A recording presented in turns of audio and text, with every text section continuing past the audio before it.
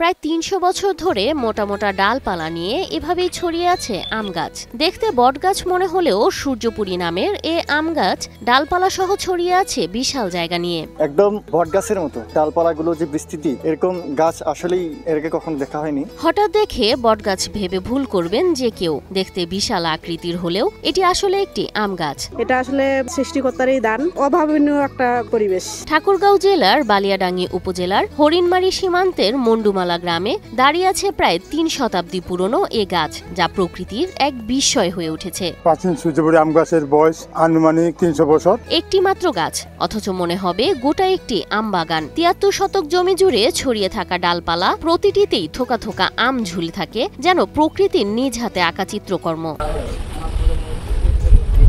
স্থানীয়রা একে বলেন সূর্যপুরী আম গাছ, যার সৌন্দর্যে মুগ্ধ হয় সবাই। গাছটির গঠনশৈলীতে রয়েছে ভিন্নতা, এমনকি রূপে অভূতপূর্ব।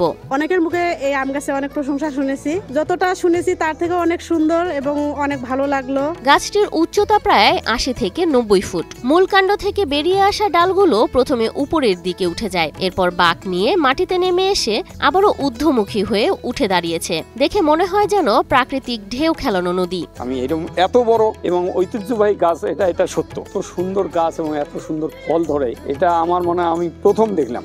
বাংলাদেশের একমাত্র স্মার্ট সিটি বসুন্ধরা এখন আরো নিরাপদ, আধুনিকতায় আরো এক ধাপ এগিয়ে।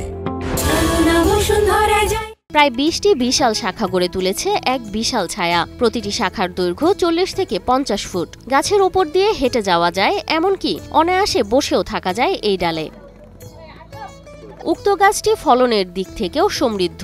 চলতি মৌসুমে গাছটি থেকে ১৫০ মণ আম উৎপাদন হয়েছে, যা নিজেই একটি রেকর্ড। প্রতিটি ডালে থোকায় থোকায় ঝুলে থাকা আম যেন বলে দেয় বয়সের ভারে নয়, প্রাচীনতার অহংকারে পরিপূর্ণ এই গাছ। প্রতি বছর ফলন ২০০ মণ পর্যন্ত হয়, যেমন আল্লাহর মতো এইবারও ১৫০ মণের মতন ফলন ইনশাআল্লাহ আসছে। বর্তমানে গাছটির মালিক স্থানীয় ২ ভাই সাইদুর রহমান ও নূর ইসলাম। যুগ যুগ ধরে তাদের পূর্বপুরুষেরা এই গাছের যত্ন নিয়েছেন, আর এখন সেই দায়িত্ব তারা পালন করছেন ভালোবাসা ও গর্বের সঙ্গে।